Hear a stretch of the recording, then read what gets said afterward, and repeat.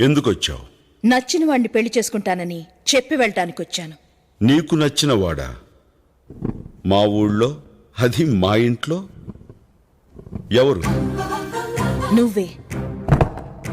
ఏమిటి నాలో నీకు నచ్చింది? శత్రువు ఇంటికి సింహంలా రావడం నాకు నచ్చింది.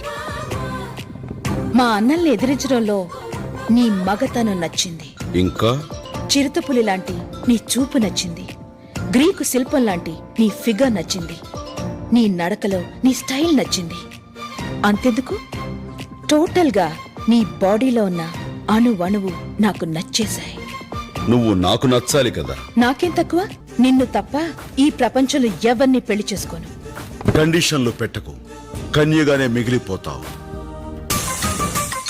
వచ్చే శ్రావణ మాసంలోపు నీ చేత తాళి కట్టించుకోపోతే నా పేరు స్నేహలతారెడ్డి కాదు.